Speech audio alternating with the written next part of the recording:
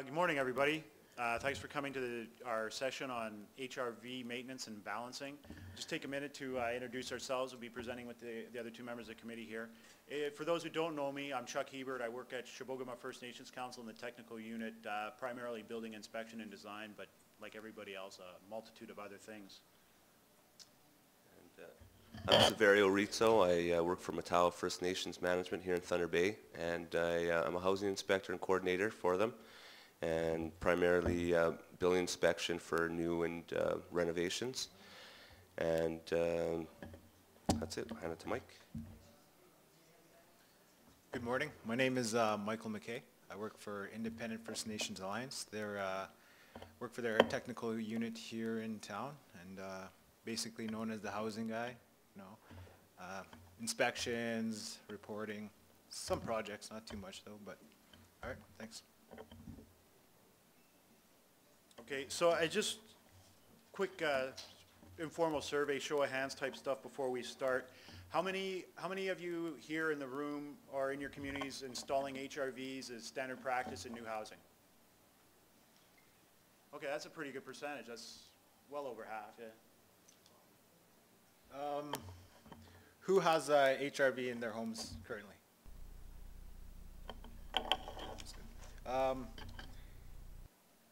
When was the last time you had it cleaned or maintained? Last 3 months? Anybody in the last 3 months? Last 6 months? Okay, something we can work on there. Last year? Ever? Okay. Yeah.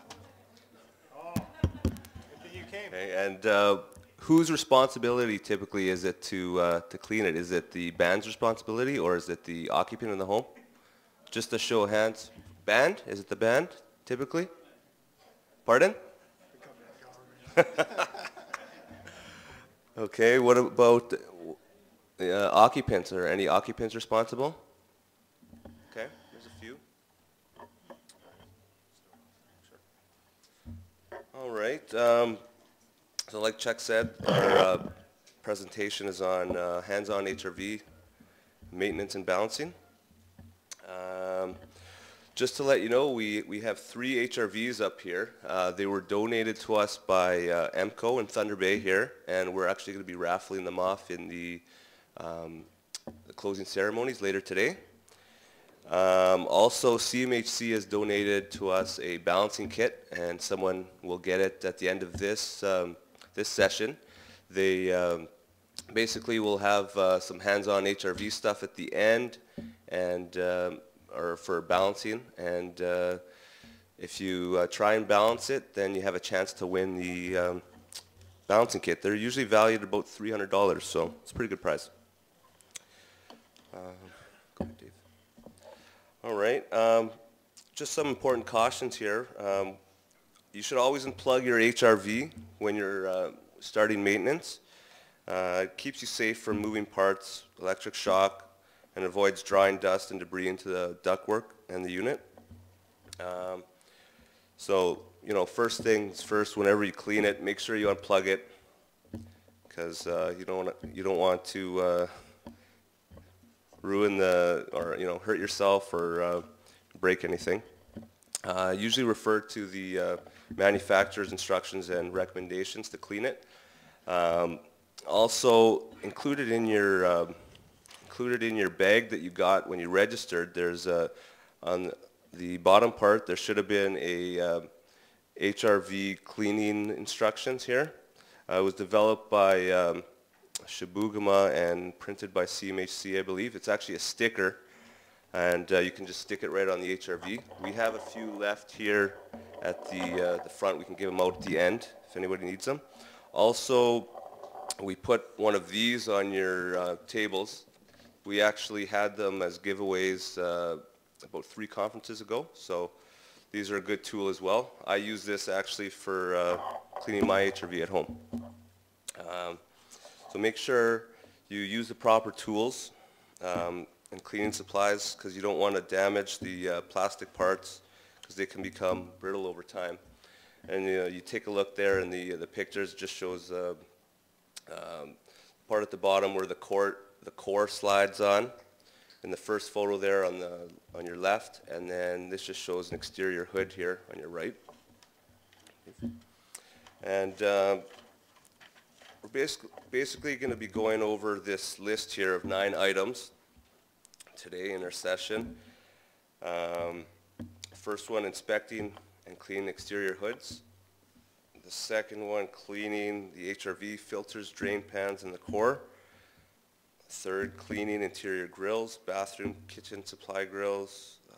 Plug in the unit and check all operating modes of control. And the next one, inspecting and confirm operation of defrost dampers and fans.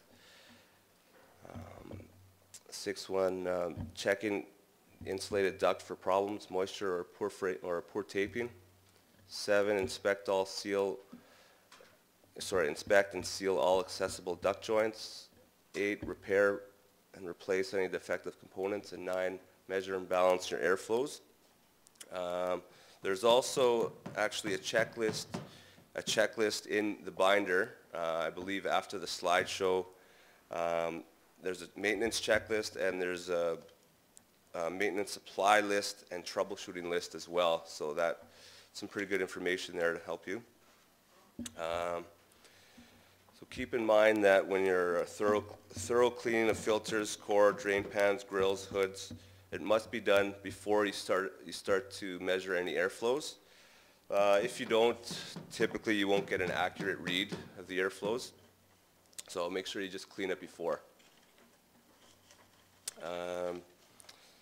So number 1 here, inspect and clean the exterior hoods.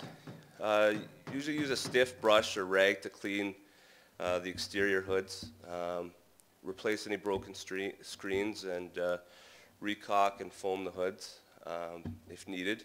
Usually just use like exterior silicone for that. That's what's typically used.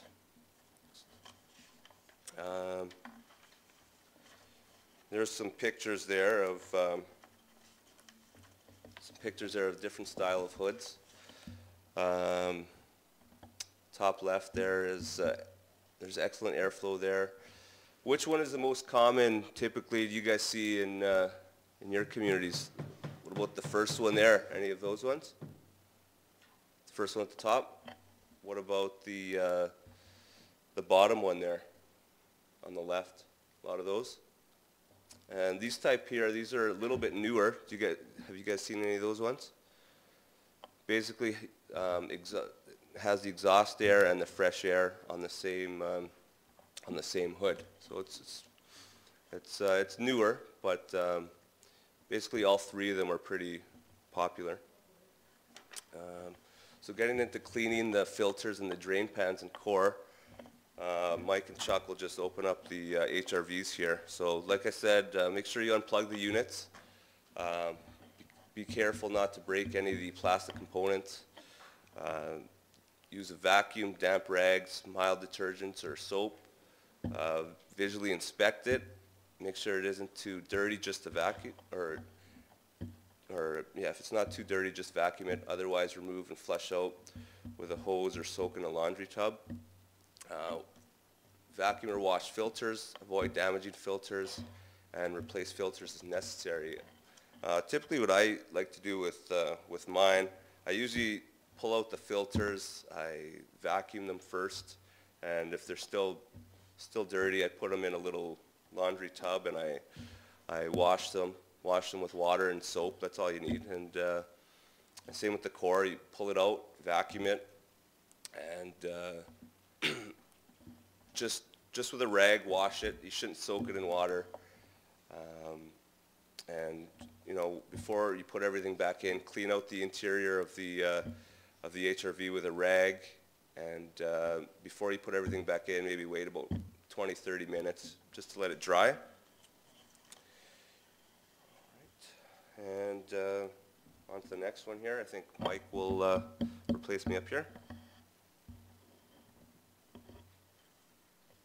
Okay, for this slide here, just shows the internal parts of the HRV. So you got your core. That's where the air exchange through the two blowers coming through. The two filters that Severio just mentioned, you clean those every 3 months. As for the core, that's recommended. Well, that's on the next slide, but at the bottom here, that's where your drain pan is. So any condensation will drop there, then go down to your drain lines.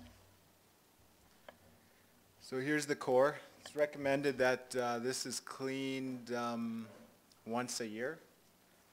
A lot of the instructions are right on the core. So we'll have the recommendations, how to clean them, like I said, once a year. Yeah, and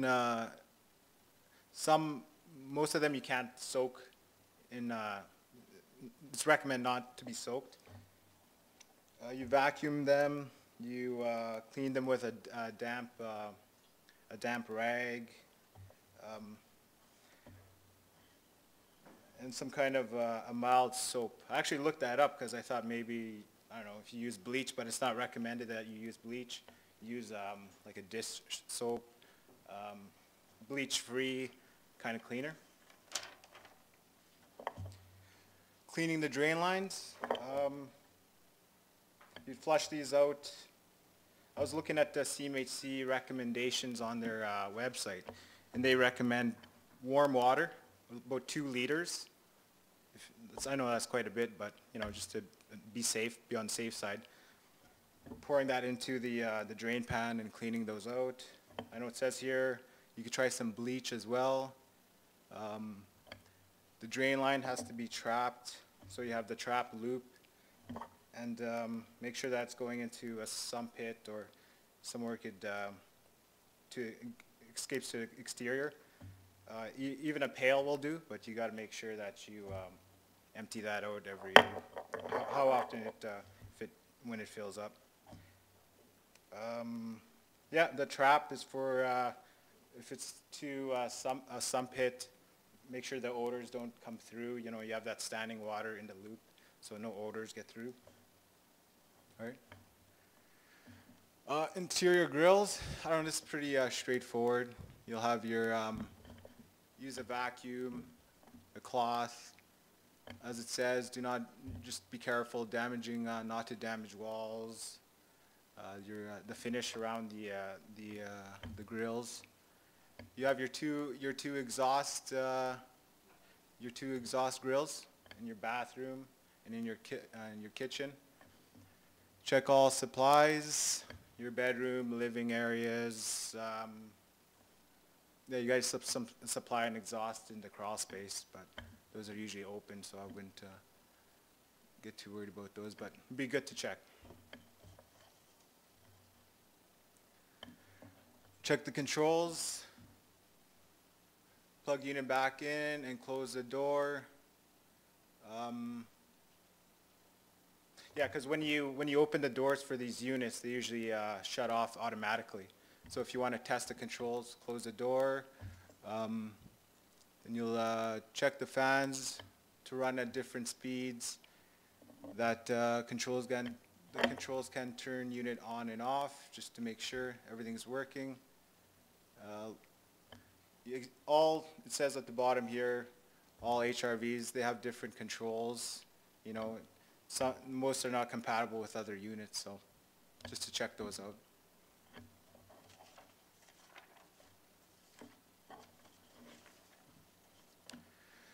Check dampers and fans. Yeah, so HRVs come with a defrost damper.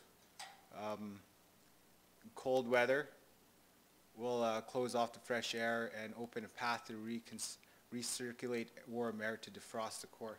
So like in colder climates, that there's controls there. You'll see the damper, and that will automatically shut, and it'll bring the stale air from the inside, and that damper will close, will recirculate the air, go through, and defrost the unit. So if you want to check those components, make sure those are all working. The motor, the sensors, and at the bottom, well, you can't see it all, but that's the damper there. Yeah.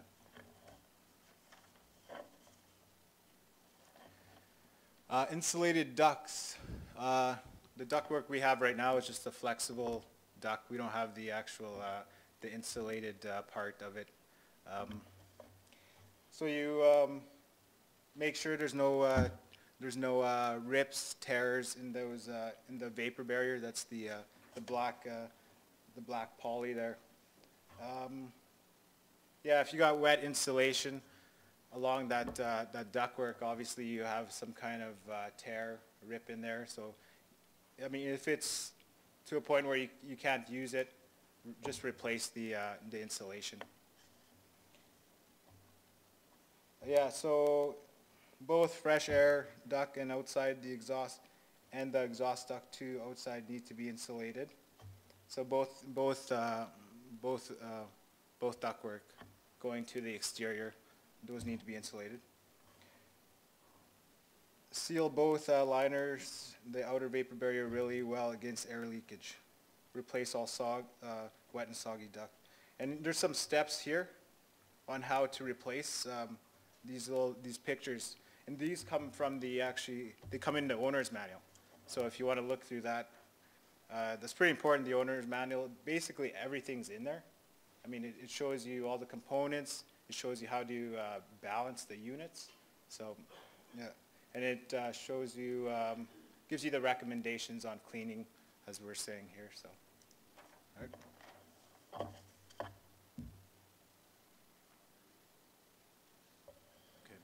I'm going to take over from Mike now. So after you've gone through all the steps that Mike and Severio have talked about, you'll go through, and wherever you have exposed ductwork, ventilation ductwork, that is, you should make sure all the joints are sealed. You should be using the foil tape or an appropriate mastic, like a paint-on type stuff. You do not use duct tape to seal ducts. It's a bit of a misnomer, but yeah, you don't use this. Ignore what we've done in our setup here with it. But yeah, that's not the right thing to use.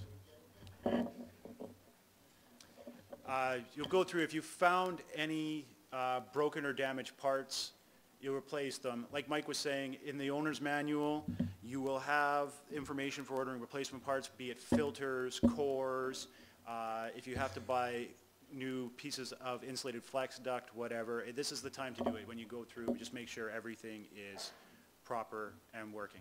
Next slide, please, Dave. Now that we know that the system is clean, that the ducts aren't leaking, they've been properly sealed, we can actually go in and measure and balance the airflows.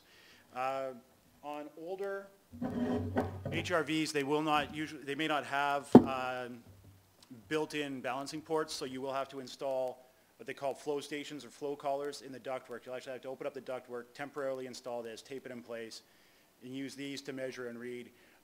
After we're done speaking here, we'll actually go through and we'll all have a chance, or anybody who wants to will have a chance to try and balance these HRVs, and you can have a look at these parts. These are actually right from the balancing kit that we've got to give away. Well, these ones aren't. These are from mine. You'll be getting a brand new piece that nobody's used. So, yeah, and like Mike said, it says in the manual how to balance it, what the balancing technique is. We're going through a lot of generalities. Generally, it's all the same, but there could be some very specific differences to your unit, so it's always best to make sure. Read the manual. And I know on site, that's not the most popular thing to do, but it really helps.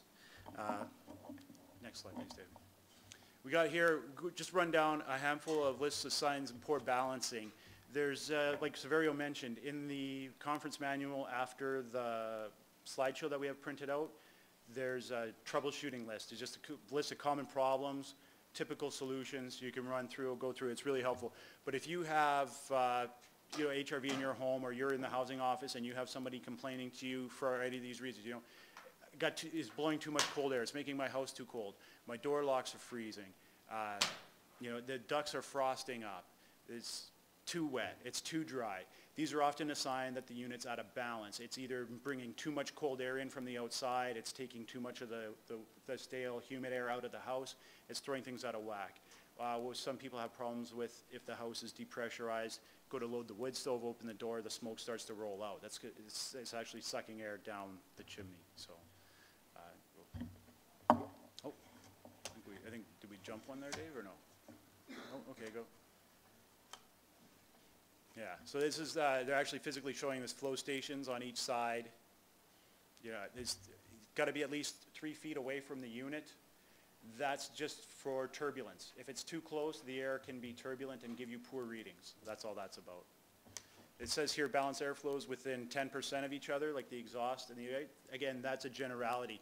Mike pointed out to us last night when we were going through these units, the manual actually doesn't say 10% for these units, it says within 10 CFM. So that can either be a lot more or a lot less than 10% depending on how much air you're flowing, but they're saying 10 CFM. So always follow the manufacturer's instructions. Slide, please. This is where we're talking about, I don't know if you can see, Severio's got the door on his. There's 4 ports on there, and those are the door balancing ports. You measure the air right across the core in the machine. It makes things a whole lot easier than having to install these flow collars and flow stations. So it's just you read across one set for the supply air, the other set of ports for the exhaust air. Makes things very easy. Next slide, please, David. Now it's your turn. So we're going to wheel out the third HRV here. We'd like everybody who would like to see balancing or give balancing a try themselves, just pick a unit, go up. We'll work on that. And if you've got any questions right now before we start the balancing exercise, please ask. If not, we'll just go. Sir.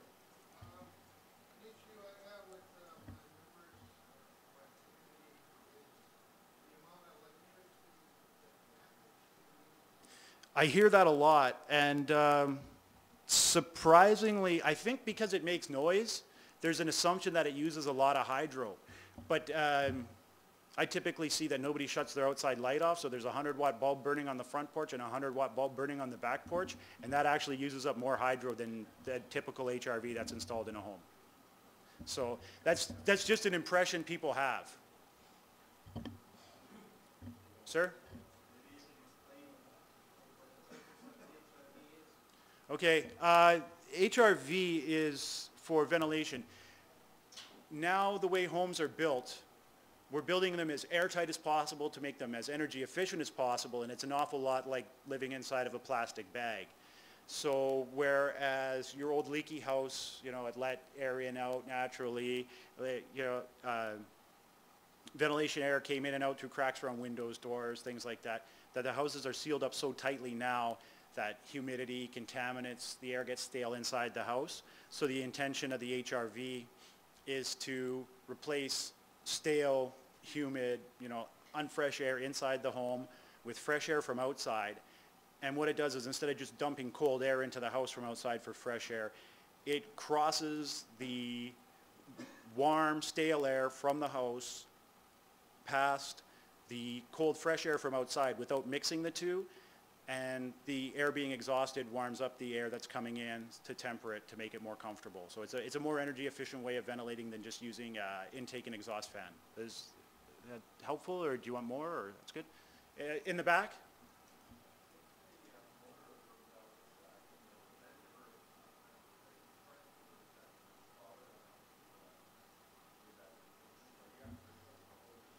Again, it's going to depend on the unit and where. Newer units, most of the time, you can buy replacement motors.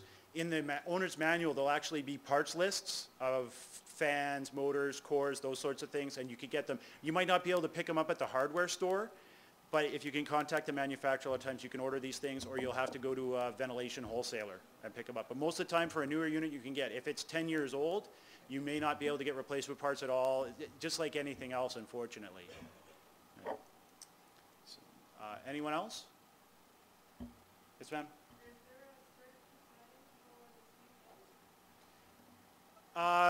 What you'll see on some wall controls is they'll have, they get cold, they adjust to hot. That's, I don't know how to explain it. It's drier in the winter, it's more humid in the summer. The relative humidity of the air changes with temperature, so you'll adjust to match, you'll adjust to feel comfortable. You want to keep the house within a comfortable range where it's not so dry that it's uncomfortable to live in, and not so humid that it's wet.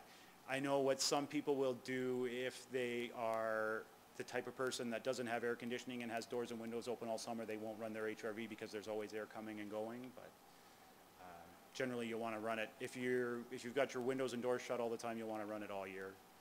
And normally on low, in instances of like showering, bathing, cooking, or you're having a big party, a large gathering, there's lots of people in the house, you're noticing it's getting more humid, or that you may want to set it high or turn it up so it's moving more air out, but turn it back down when you're done.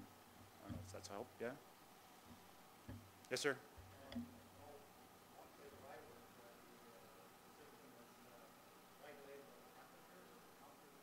Yeah, that's a pretty common control, yeah. Yeah, the outside temperature? Yeah. That's sort of, it takes the guesswork out of it, keeps it comfortable. You find that's a pretty effective control? Okay. Anyone else? No? Oh, sorry. Yeah. Yes, sir.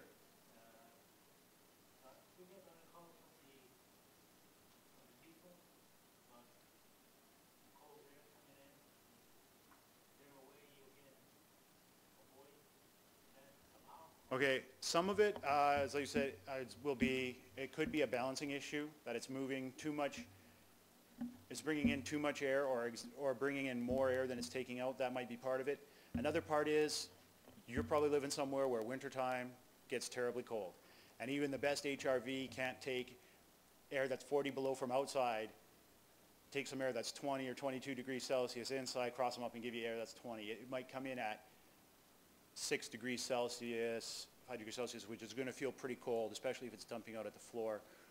What is commonly seen then will be an electric inline duct heater installed after the unit. You can get better ones that don't just run all the time, that are thermostatically controlled, air controlled, and staged. So if you only need 500 watts of power to warm the air up to this temperature you pick it, 15, 18, 20 degrees, whatever it is.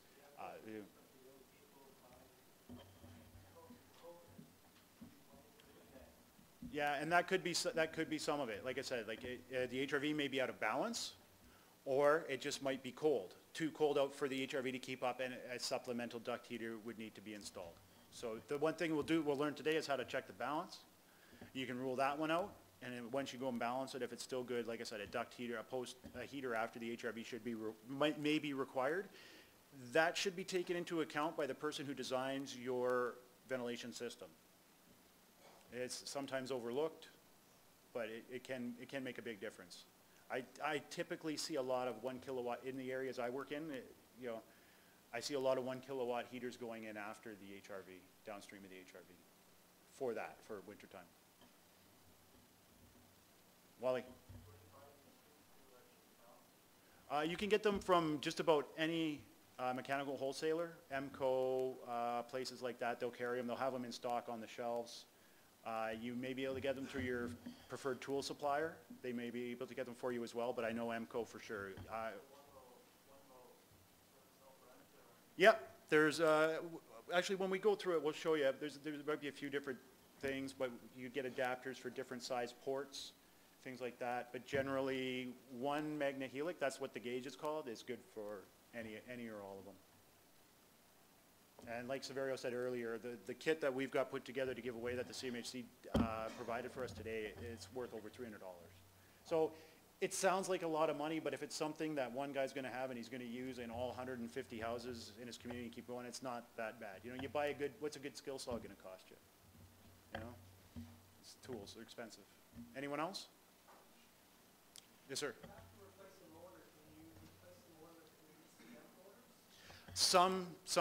I can't say that for every model there's an available ECM motor, but I know you can get better HRVs that have ECM motors, and some are upgradable, yeah. And like you say, if you're talking energy savings, energy conservation, ECM motors are the way to go. If you're not familiar, it's just a super efficient electric motor, electrically commutated, I believe it stands for, motor, yeah. You'll see it on furnace fans as well. You'll get a better furnace, you can get an ECM motor. Save you a lot of hydro.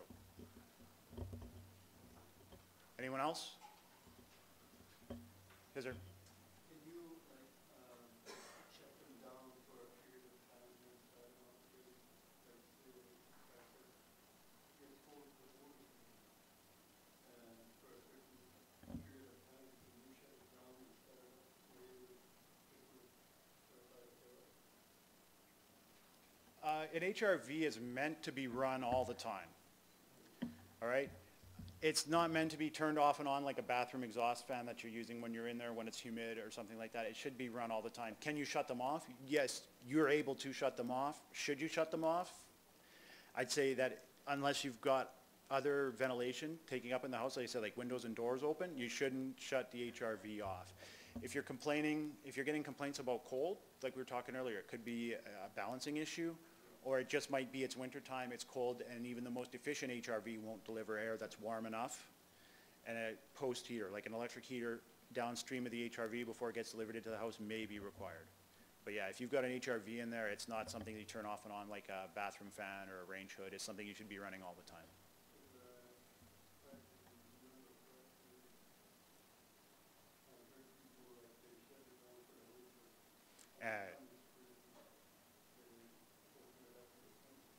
I'd say that's pretty much backwards of how you should do it, unless you keep your doors and windows open all winter and shut them up for the summer.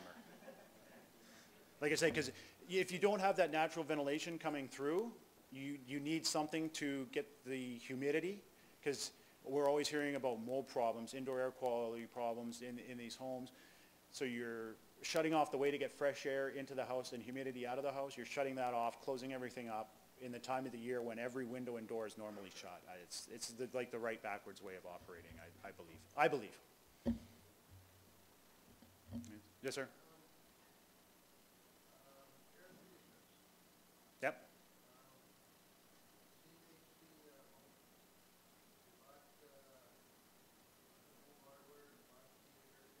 Like the window shaker type? Yep.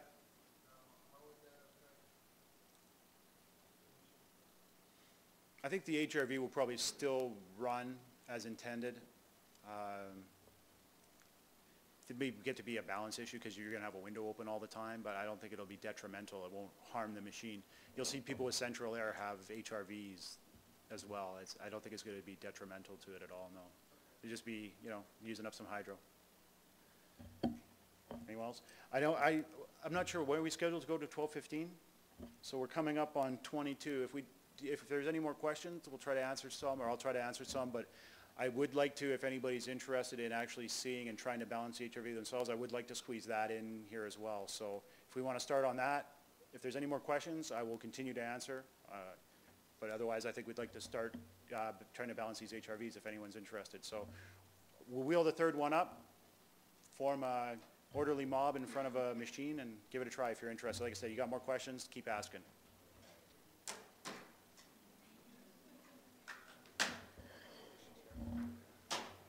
Yeah, maybe you should. Oh, and please, before you go, you have your go at the balancing first if you're interested. But we have speaker evaluations on the table. Before you leave, we'd appreciate it if you could fill them out. It's the best way we have of getting feedback, really. So, yeah, we're going to start up here. Oh, I'm good to go? Okay. Okay.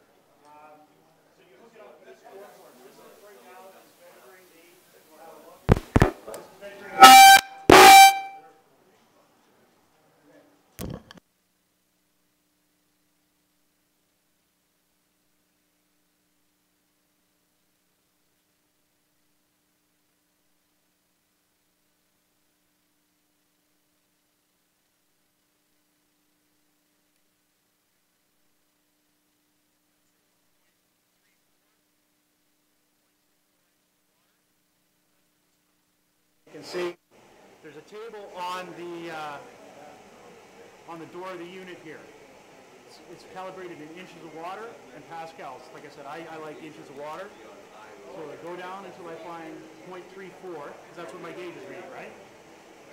I read across to the fresh air side, and it says a 0.34 inches of water, and fresh air is moving 70 CFM. So I would write down, because my memory's not good enough, that the fresh air is 70 CFM. I make a note of that for myself, so we know that. So then we'd have to measure the exhaust air, and that's switching to this side, or to the other ports. You see it's moving. And you don't have to worry if you hook these tubes up backwards. It won't damage the gauge. All it's going to do is the needle will either move backwards or read 0 like that. If that ever happens and the HRV is running, you know you've hooked the tubes up backwards. And you just switch them around. So the probes go in, and you'll see it comes up and it's reading, right? So what's the gauge reading right now? In inches of water, the top whatever. 0.14. So 0.14 on the door. If I go to read the table, what's that on the stale side, on the exhaust side? 0.14. Okay, so we've got 76 CFM on the exhaust. So, because like I said, my memory's not good enough. We had 70 cubic feet per minute CFM fresh air. The exhaust air right now is 76. That's pretty close to balance. And actually, if you encountered that in the field, you'd probably be happy. So like I said, normally, standard rule of thumb is within 10%. So we're within that. And actually, the manual for this unit says within 10 CFM, as Mike pointed out to me last night.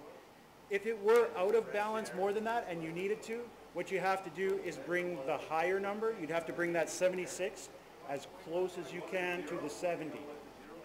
So we'd look at it and say, okay, we need to get the exhaust air down to 70. So we'd have to look down the exhaust or the stale air column and find the one that's closest to 70. So what's that?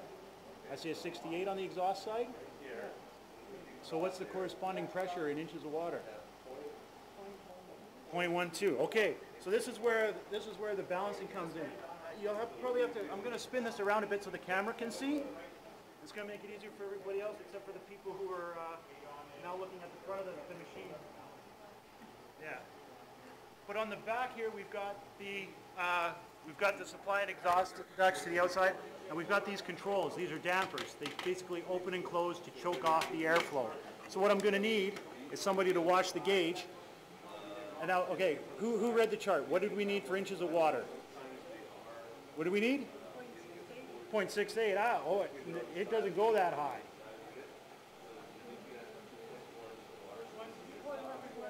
.12. Okay. So if we adjust this damper, are we getting a 1.2? Is it going up? Is it going down? What's happening? I can't see.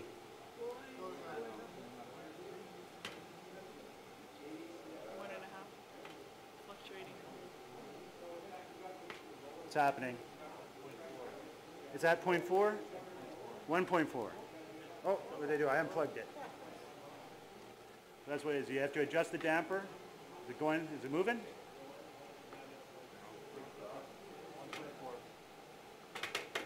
Is it going up? Am I turning the wrong screw? Is it moving now? Where are we at now? Neither can I. So, okay, so that's where we want it to be, right? Roughly? 1.2? No? I can't see. 1.2, okay. What I will point out is on the dampers, you'll see there's a little sort of notch here. When you get this set to where it wants to be, the intention is you put a little screw in here to lock it in place. I don't know if you can catch that on the camera, but there's a notch, like a knockout in here. Like I said, you put a little screw when you get this set in the right place to lock it in spot. So I'm going to open up both of the dampers all the way again. I'll unplug the tubes from the magnet helix. from the HRV, and who wants to be the first one to give it a go? You want to give it a go? Okay.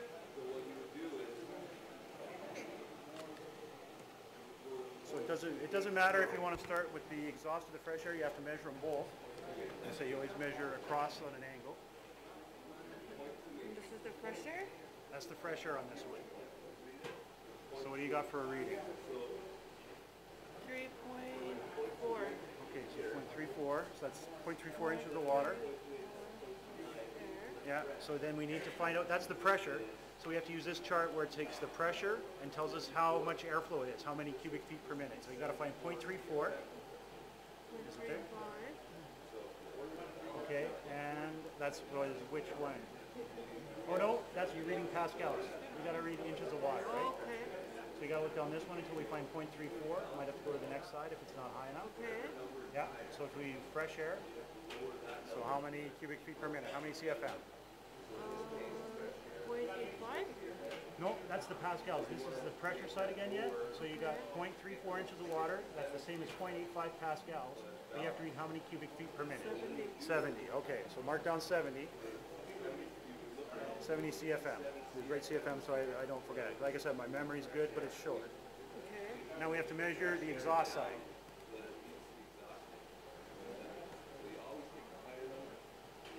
Okay, so now this is the exhaust air. How much pressure do we have? 1.14. Okay, so mark that down, 0.14 exhaust. And if we have 0.14 inches of water per pressure, how much exhaust are there? 33. I don't, you gotta be careful, see. It's different for the fresh air and the exhaust air on every HRV I've ever seen. So there's two columns. There's this one that says fresh, and there's a second one that says stale, right? Because we're looking at the exhaust air, we have to read the stale side. So we need 0.14. We need to go across until we get to the 76. So either we did it both the same or both right, or we both made the same mistake because we got the same numbers here. So So I'm for going to exhaust air, we look at the second column here because it says Second stale. column? It says stale, right? So that's the one we're looking at. And you have 0.14 inches of water, the 0.14 for pressure. And with exhaust air, that means it's moving 76 cubic feet per minute. and for fresh air, we look at pressure. Fresh air column, not the pressure. You need to read the pressure, but then you read the fresh air Oh, okay, column. the pressure. So we've got this here. We're 70, 76. Well, but like I said, you got to bring the higher number down to the lower because we've already got the damper wide open, and we can't make the lower number bigger. We can't make that move more air. So we have to choke. Basically, that's what it is. The damper opens, closed, chokes the duct. We have to choke the 76 cubic feet per minute of exhaust air as close as we can to the 70 for the fresh air.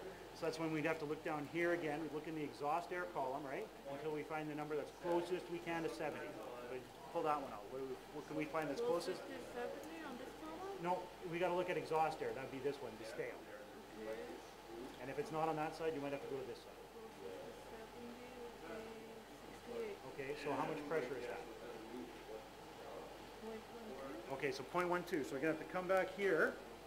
This is where it'll probably be easier. We're going to have to take that away from the camera because you're not the important one. So this is the exhaust air duct, right? And this is the damper we had to play with. And you're going to have to adjust the damper by opening and closing it. How do you do it? Until you get it to 0.12. When you have a 0.12, you're going to have a balanced HRV.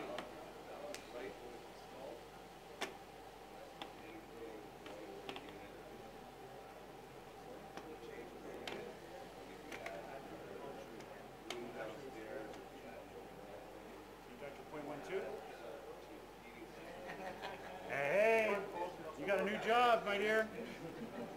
Who's next? Who wants to try it? Okay, I'm going to open up these dampers wide. We're going to unplug it. We're going to unplug it. Here's your gauge. You got no problem. I'm going to scratch out her answer so you can't cheat. Okay. Yeah, you need tubes.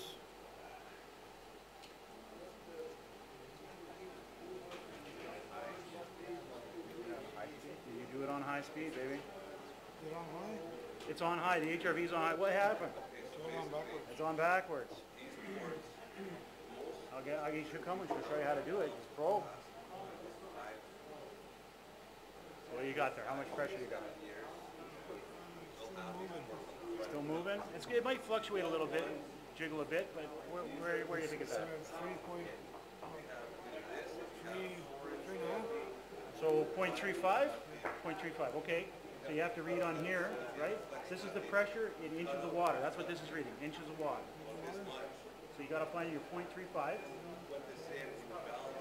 And if it's not here, your chart continues over here.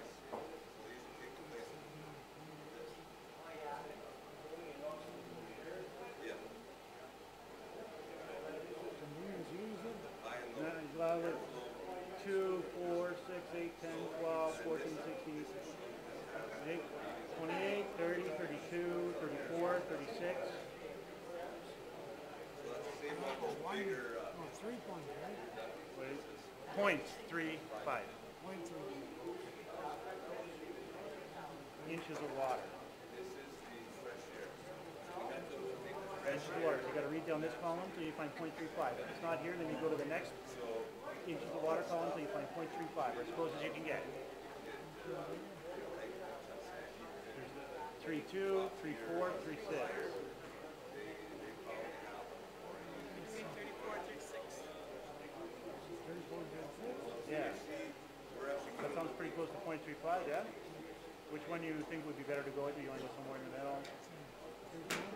3.4? Okay, so you read across to the fresh air column. And what's that tell you? This is talking how many CFM? What's that say? 70. Okay, so we're going to mark down here. We got 70 CFM fresh air.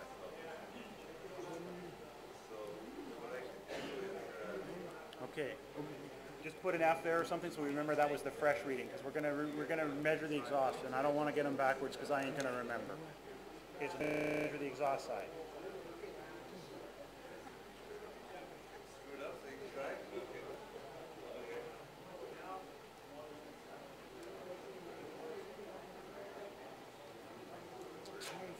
I think you got it backwards. Okay, you got them plugged in. It's not going. I think you got them backwards.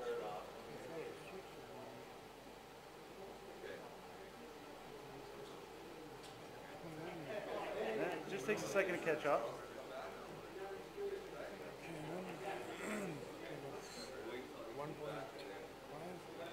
So it's reading 0.15. So what's 0.15 inches of water? Find that for me on the chart. 0.15 inches of water. Got to read in the first column where it says inches of water. Got to find 0.15.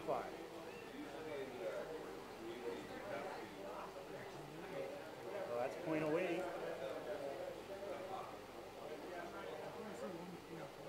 There is no 1.5. You're looking for 0.15. You got 0.14 and 0.16. Yeah. So if you read across to the stale, because we're talking exhaust, right? Read across the stale, how much air is that?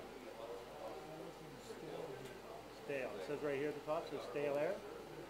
So read down. 84. Okay, write that down. 84 exhaust.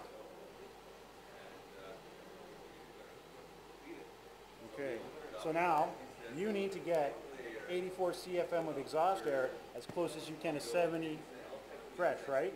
Because you got to get them balanced, and you have to bring the higher one down to the lower. So now you got to look at this chart. You got to look at the exhaust chart, stale air side, find the one that's closest to 70. Stale air, it's stale air, closest to 70.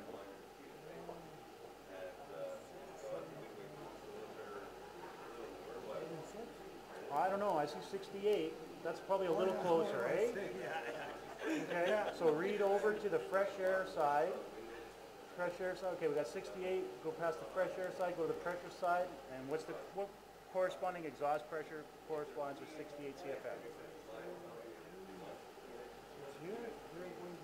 0.12, correct. Now, what you got to do, we're going to have to turn the gauge around so the camera can't see it anymore. But you were worried about. This is the exhaust duct, right? It says exhaust air to outside. This is the damper. So you're going to have to adjust the damper. Oh, we got some people coming back here. Show me, is it going to help me explain this? What we're going to do is you're going to have to adjust this damper until that gauge reads whatever it was that you figured we needed. How much pressure did you figure we need? Okay, so now you've got to adjust this damper, turn this key until you get this gauge to read 0.12.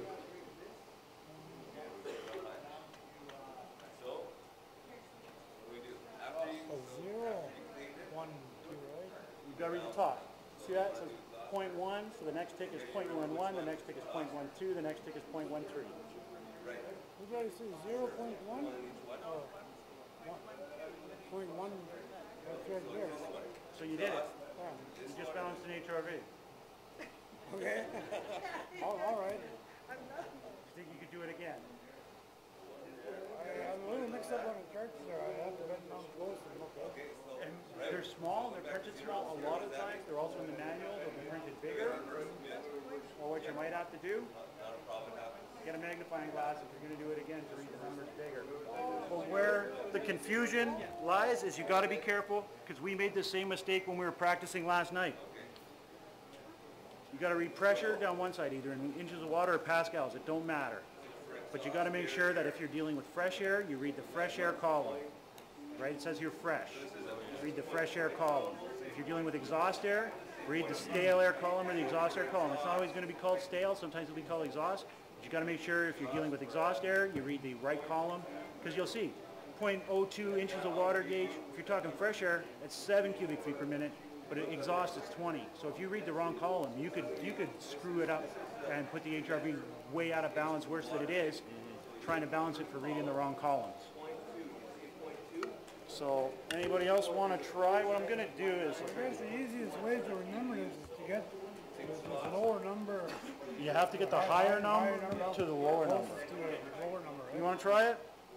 Step right up. Yeah, we'll get all mixed up. I don't know. You were teaching pretty good there. Yeah, but it's now it's like, Oh, pressure's on Now camera. the You're on pressure. TV. Hundreds, thousands of people watch it. If you want, See how red I'm getting? I'll call home and I'll say, turn it on to the band office, get on to the community center. this one first, right? It doesn't matter. You can go fresh or exhaust first. You just have to pick one. So far, every time we've done the fresh air It's first, a fresh, no, this is the exhaust side on this Yeah, one because this is the this is exhaust side. fresh. Yeah, so Yeah. it doesn't matter which one you do first. I'll go fresh air. Well, I'll go backwards. Go backwards. No. No. No, I mean, should I go backwards Oh, just it to be doesn't matter. different? Oh, it is backwards anyhow. Yeah.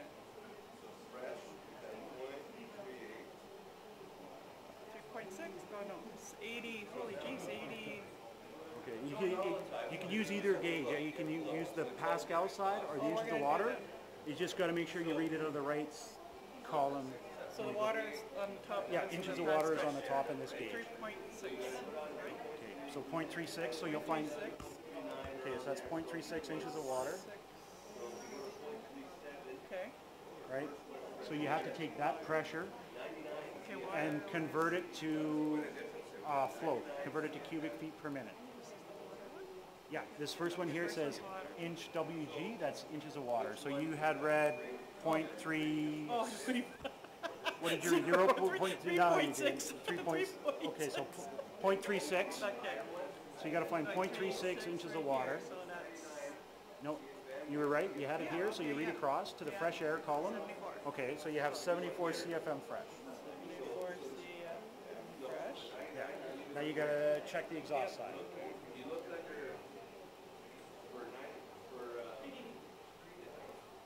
Oh, I see What wrong. did you do? Don't break my cage. You know when I would, okay. 1.3. Okay, so you got 0.13 inches of water, so we'll 0.13. mark down that Okay. down for the exhaust. 0.13. Exhaust, so we got to convert the pressure to flow. And that was this pressure here, right? What, so Well, we're still mine using the just inches of goes down, water. so Yeah. where is I at? You 1.3. had 0.13.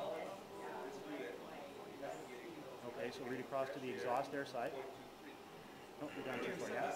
76. Okay, so you got 76 and 74 exhaust. So this is if you were in your house, if you were in the field and you had these two numbers, They'd be good. that's good enough as it is, but kind of for the purpose of the exercise, so we figured out we'll take the steps. So you want to get that 76 exhaust down to 74, we'll even say 70, but if, say we had to get it down to 70, what would you do? Oh, when they're fresh, right? Oh, Well, okay, we're at no, wait, okay, no, we're we still want to at bring that. the exhaust down to 70 CFM. I know here we're okay, but just so you get the chance to turn the dampers and read the gauge Exhaust down, to, let's say 70. 70. Yeah. So you'd read the exhaust column until you, under CFM until you found 70 or close to 70. Okay, so then you'd read across to the inches of water. Nope, you can go this way. Yeah. Okay, 12. So you would have to adjust 0.12. 0.12. So you'd have to adjust, I'll turn this around. You'd have to adjust the exhaust air damper, which is here. It's this screw, right? You have to adjust this until your magnet healer gives you that 0.12 that you want. Nah. You know what? Every job needs a foreman. Or a woman.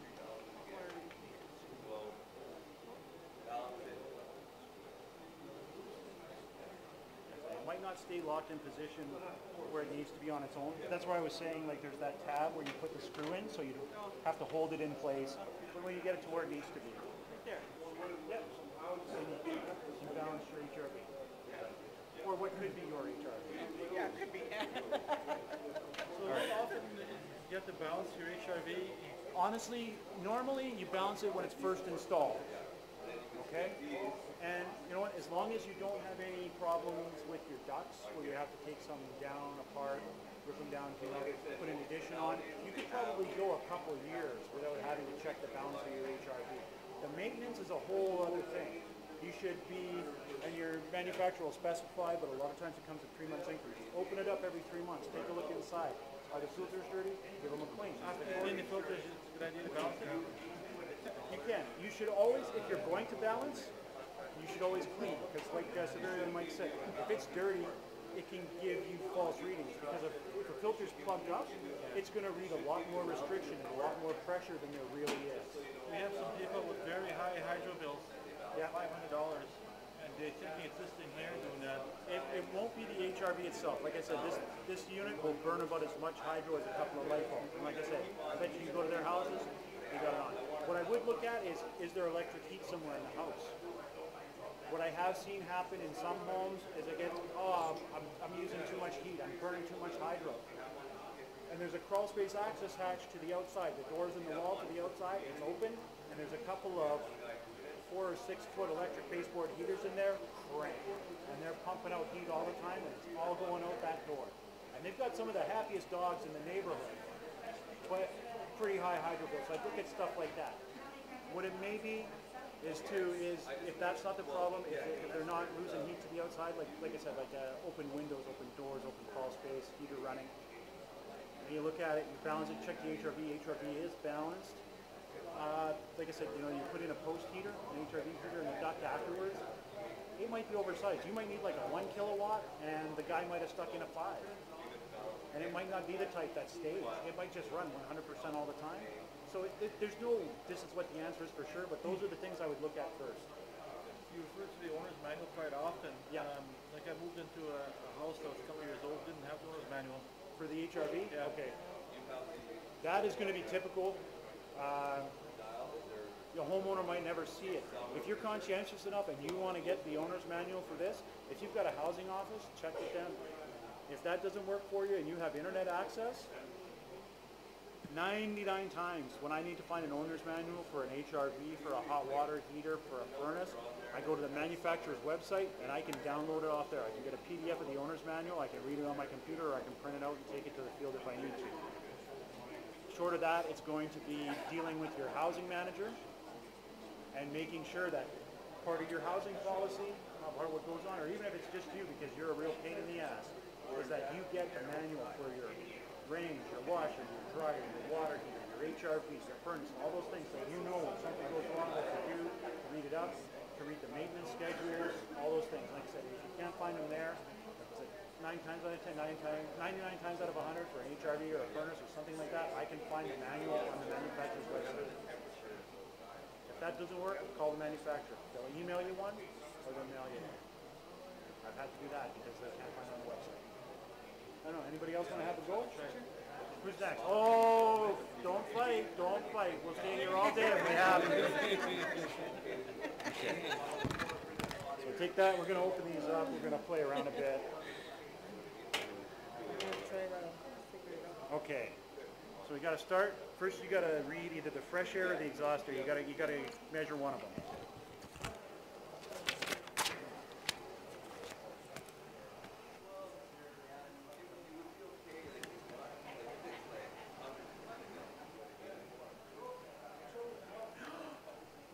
Okay. Oh my Whoa, god. we pegged. Let's What There happened? you go. There you go. It just took a while to catch up. So you got to read. This is your supply air side, right? Because this is the supply duct that's flowing across. So how much pressure do we have? 0.35. Okay, so if we want to find, remember we got to convert the pressure to flow. So that's the Pascal side. You read inches of water, so we have to read the inches of water column. This is that one. We got 0.34 and 0.35, or 0.34 and 0.36. So we'd be somewhere in between. You pick one. You might want to go higher, go lower. 3.6. 3.6. So how many CFM is 0.36 inches of water? And CFM on the pressure side? 74. Yep. So mark that down. Say 74 CFM fresh air. Like I said, unless your memory is better than mine, but mine's not good. FM. That stands for cubic feet per minute. That just measures the volume, sort of the size of air. And you write fresh air? Pressure. Because I'm going to forget. By the time we go back to do the exhaust air, I won't be able to keep them straight. So then you got to measure the exhaust side. You got to switch to the other two ports.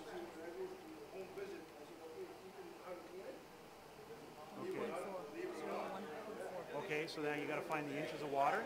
So you get 2.14. And read across. Yeah, read across till you get to the exhaust side. You got to read the top of the chart. Find one that says stale. What's it say here? Pressure. Yay. It says fresh. Okay. Right? Above my finger? It says fresh. What's it say above my finger here? I got. Oh, it says stale. I gotta get my glasses. Okay. Okay. Do you want to borrow a pair? Okay, that says 76. So 0.14 says 76. Okay, so mark that down. We got 76 exhaust and 70 fresh, right? Yeah. So now what we got to do is get the higher number down to the lower, right? Down to the lower. So if you want to find, you had read 74 and 76. Again, that's pretty much balanced, but it's going to say. So let's say instead of 74, we had 70 cubic feet per minute of fresh air. Where would you find 70 on the fresh air column for cubic feet per minute? What's the Fresh air closest column? to 70? Yeah. Here. Yep, right here. Fresh. Where's Here? it? Fresh. Oh, fresh. Find me 70, or as close as you can get to 70. If it's not there, you got to go to the next side. Under fresh. Here. 70s right here. Or no, sorry, we're going backwards. We got to get the exhaust down. Sorry, that was my fault. We got to get the exhaust down to 70. Find me 70 on the exhaust side. On the exhaust. Yeah. And exhaust is this column. Okay, was it there? Nope. 70, nope. Exhaust? Oh, right here? Yeah. Find me what's close to 70 under exhaust. 68. Okay, so what pressure is that? If we read across 68, how many inches of water column? 0.12. Okay, so you're gonna have to come around to the back, right?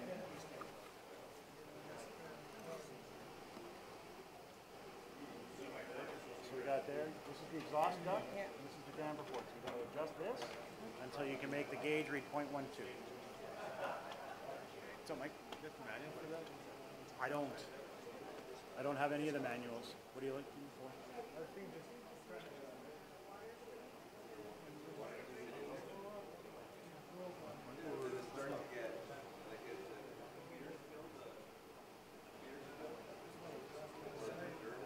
You get your one too? Yeah. There you go. You balanced your HRV. You got a new job when you go home now. I'm going to call them up. I'm going to tell them. How much it costs to hook all those things up in the house? When you say all those things, what do you mean? Are you talking about the gauge or the... It depends. Are you going to do it? Is it somebody from the community going to do it, or are you going to hire somebody to do it? Give an example, let's say if I do it, how much does it cost? If you do it, you know what? You're going to spend for a unit about this size, the HRV itself, Yeah, probably going to cost you, I don't know what delivery is going to be like to your community, but if you go to the store and buy one, you're probably looking $800 to $1,000. Some of them, you get one a little bit larger, you might be looking 12, 13. If you want to get into a higher end one, you might be looking 15 to 1800. It's going to depend on the size of your house and the quality of the machine you want to buy. If you said, cost you about $1,200 bucks. Ductwork, 200 to 300 more probably for a typical house that I see in my communities. Crawl space, 3-bedroom, that kind of thing, 1,000 square feet or so. You're probably looking $200 to $300 bucks for ductwork. You might have another $100 bucks in grills. So depending on what you've got, you might be looking at $1,800 more. My dear uncle said, okay, I want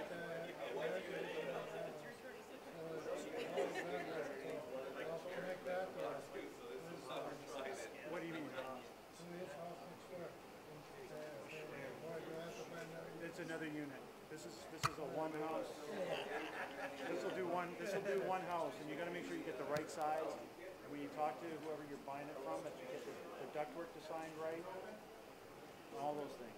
It would be based on your house. It would be based on things like the number of bedrooms you have, the number of bathrooms you have.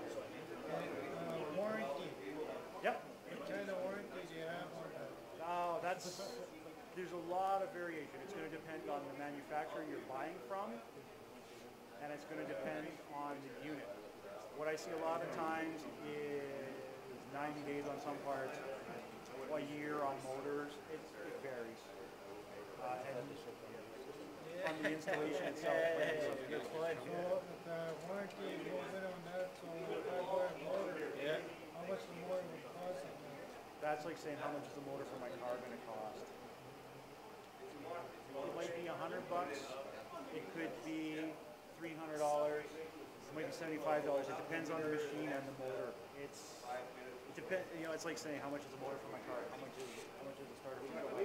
It's different for each one, but you might be as low as $75 bucks. You might be as much as a few $100 depending on what you're buying. Is there certain HRV units for the climate we're living in? You'll want, because we're, well, if you get passed around, everybody write your name on a piece of paper, because we're going to draw for that, just write your name on a ballot, rip it off, give it to the next guy, because we're going to draw for that balancing kit, right?